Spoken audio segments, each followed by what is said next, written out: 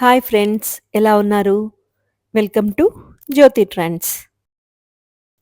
ఇప్పుడు నేనైతే మీ ముందుకి ఒక కొత్త రెసిపీతో వచ్చేసాను. అదేంటంటే సోయా పన్నీర్ రోస్టెడ్ కర్రీ. ఇందులోకి కావాల్సిన ఐటెమ్స్ అయితే చెప్తాను చూడండి.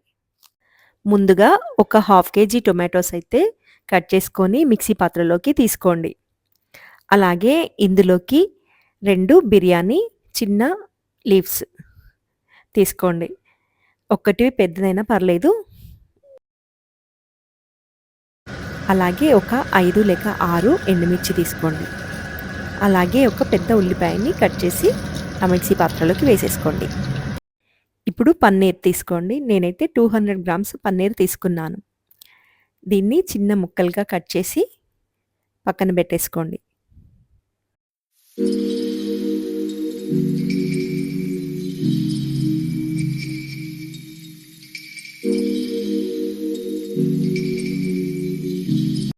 ఇప్పుడు ఒక ప్యాన్ తీసుకొని అది హీట్ అయ్యాక ఒక టేబుల్ స్పూన్ బటర్ వేసుకోండి. ఇది హోమ్ మేడ్ బటర్ అండి.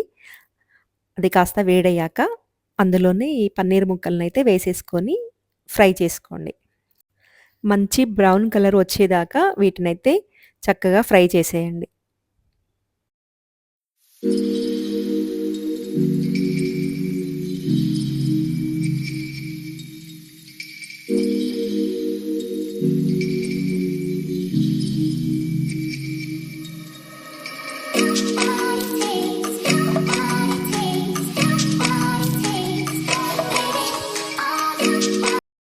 ఇక్కడ చూసారు కదా, ఇలా బ్రౌన్ కలర్ వచ్చేదాకా ఫ్రై చేసేసుకొని ఇంకో బౌల్లోకి షిఫ్ట్ చేసుకోండి.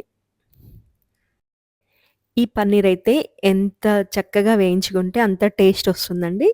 మనం మామూలుగా వేస్తే మాత్రం అది కొంచెం పచ్చి పచ్చిలాగా స్మెల్ వస్తుంది కాబట్టి ఇలా ఫ్రై చేసుకుంటే బెటర్. అలాగే ఒక బౌల్‌లో వాటర్ హీట్ చేసుకొని అందులోనైతే సోయా చంక్స్ వేసేసుకోండి. ఈ సోయా చంక్స్‌లో ఇంకా పన్నీర్‌లో హై ప్రోటీన్ ఉంటుందండి. వెజ్ తినే వాళ్ళకైతే మంచి ప్రోటీన్ సోర్సెస్ అయితే అందుతుంటాయి. అందుకే ఈ కర్రీ అయితే ట్రై చేయండి. అలా కొంచెం బాయిల్డ్ అయిన సోయా చంక్స్‌ని తీసుకొని ఏదైతే పాన్ పెట్టుకున్నాం కదా అందులోనే వేసి వీటిని కూడా చక్కగా బ్రౌన్ కలర్ వచ్చే వరకి వేయించండి.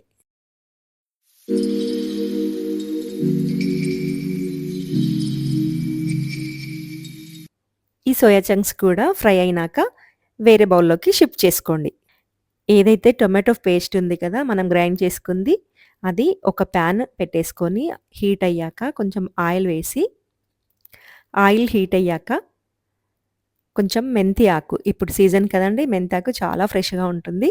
కొంచెం మెంతాకైతే పోపులోకి తీసుకోండి. అలాగే అది కొంచెం ఫ్రై అయినాక ఆ టొమాటో గ్రేవీ ఉంది కదా, అది వేసేసేయండి. వేసేసి దాన్ని చక్కగా ఫ్రై చేసేయండి. ఆ గ్రేవీ ఏదైతే కొంచెం థిక్‌గా ఉంటే కొన్ని వాటర్ పోసేసుకొని ఫ్రై చేసుకోండి.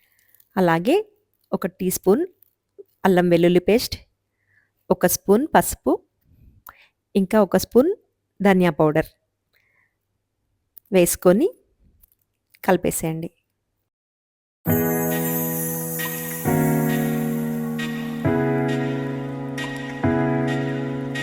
ఇంకా రుచికి సరిపడా సాల్ట్ అయితే వేసుకోండి. సాల్ట్ వేసుకున్నాక మళ్ళీ ఒకసారి కలిపేసి కాసేపు బాయిల్డ్ అవ్వనియ్యండి.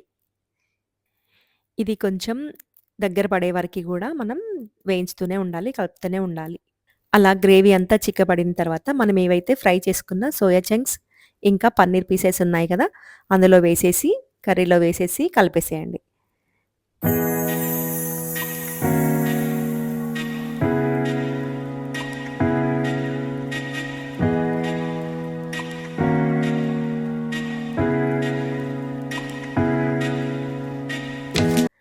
కొంచెం గ్రేవీ అంతా చిక్కబడిన తర్వాత చివర్లో కొత్తిమీర అయితే వేసుకోండి. కొత్తిమీర వేసుకొని ఇంకా సర్వ్ చేసుకోవడమే. హై ప్రోటీన్ రిచ్ కర్రీ అన్నమాట ఇది. మీరు ట్రై చేయండి. ట్రై చేసి ఎలా ఉందో చెప్పండి. ఓకే ఫ్రెండ్స్, ఈ వీడియో కనుక మీకు నచ్చినట్టయితే లైక్ చేయండి, షేర్ చేయండి, సబ్స్క్రైబ్ చేయండి. Thank you. బాయ్.